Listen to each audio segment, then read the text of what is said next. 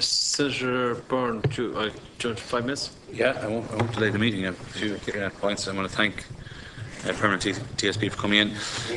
Can I just ask you, first of all, just in terms of the outstanding mortgages in the market, what is your percentage share? Do you want to talk about our mortgage progress we've made? Sure, yeah. So in terms of new lending, Senator, we now account for about 13% of new lending in the Irish market. Okay, and in terms of outstanding loans, is there a figure for that? In outstanding loans, we account for, I would say at this point, about 17 to 18%. I had a look only at County Meath, the repossession list. And I think it's fair to say you're very active in County Meath in the repossession list in the County Registrar's Court. And when I look, since the 13th of October, there have been 4 sittings of the County Registrar's civil list. And you account for 92 out of the 395 cases that have financial institutions listed as applicants or plaintiffs in those cases. And that would be about 24%. It seems very, very high that you are featuring extremely prominently on those lists. Along with it has to be said, and we've AIB, and I didn't raise this with Bank of Ireland because actually I've seen very few Bank of Ireland cases, and there may be other reasons for that, but they're not appearing on court lists in Meath at the current time. But is there any reason that you would be outperforming your market share in the repossession courts? You have a worse spook? Are you treating people more harshly? And maybe somebody has another reason. So if I made there are 2 answers to the question. One, the second part and is that typical for the rest of the country, I suppose? And I have done the research on that. Yeah. The second part I'll hand over to Shane, if that's okay. Yeah. The important thing to remember, Senator, is that at the height of the boom, Permanent TSB accounted for 25% of market share. Okay. So because we're dealing at this point now with some legacy issues in that regard, it's probably more reflective of our legacy participation in the market at 25% than it is to our current lending rates. So in relation to the repossession side, I might hand over to Shane. Yeah. I hear what you're saying, but I think we do have to be careful about just taking one county at one point in time. But I accept that, Jez, and as I say, Bank of Ireland are not there, and I'm sure they will be there. I mean, I've no doubt they're there. I've spent quite a lot of time in the courts myself, up and down the country over the last year, and I have seen how it tends to come in waves, and there's no bank in any of those visits that I've made that doesn't have significant numbers of cases. So as you look at it nationally, please do take my word for it that it tends to be spread across the banks. I would say of our bank, for every 100 customers that are in our arrears process and deep within our arrears process, 23% do end up with a letter or in the legal process. And compared to other banks, that on occasion is lesser. So I think if you look at the national picture, and if you bear in mind that at a point in time we were the country's largest mortgage provider, and that will give you a broader perspective as to those numbers. Okay. And so you're satisfied? Sorry. If you don't mind, I also think that we mustn't jump to the conclusion that the steps are binary.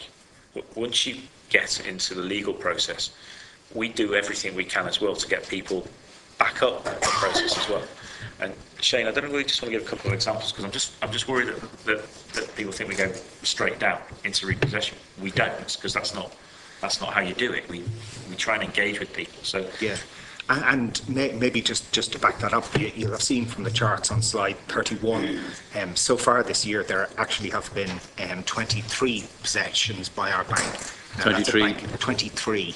Sorry, what? Repossessions in the first now, half. Is that an executed repossession or is that an order obtained? Yes, so that is... That's actually where you've gone into the house? Correct. So we have gone to the court, we have received a repossession order, and we have chosen to execute on that repossession order. So that's 23. Would they be people gone out on the streets, or would they be easy pickings, maybe vacant properties that really have been hanging around the books for a long time? I can't think of any case, perhaps one, maybe where people were still in situ, but the vast majority will be vacant. Can I just ask you, what does the bank do when faced with that situation? Okay. You have an order, the courts have said just go ahead, but there's children there, there's a husband and a wife there. What do you think, or what do you do in that situation? So it's still within the court process. So the court will appoint a bailiff to effect the execution. And the bailiff will act as the agent of the court, given that it was the court that granted the repossession order after listening to both sides of the case. So the bailiff will act on the court's behalf at those situations. As I said, of the 23 so far this year, and that's on a stock of 162,000 mortgages. So that's 0.01% of the stock of mortgages that we have, which is it's unnaturally low. And it's very unfortunate. Are there other cases where the people leave? Yeah, where the people leave after a repossession order is granted?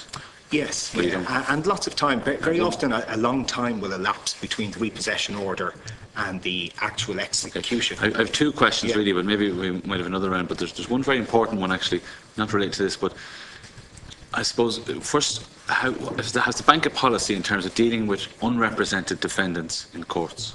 Like, I mean, do you go the heavy, or do you tell the lawyers go the heavy? How do you deal with it? Because I have to say, it's not with Permanent TSB, but I've seen people unrepresented, and I'm sure with Permanent TSB as well, but with other banks, and they just go in hell for leather. And you might say, well, that's their fault, they don't have lawyers, but of course they can't, because they probably can't afford them or whatever. Is there a policy there?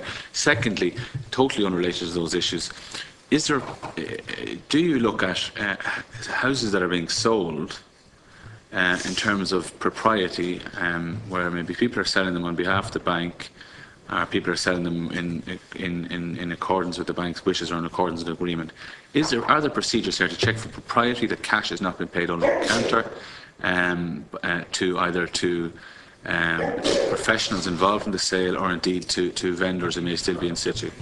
Because I have received allegations in relation to that.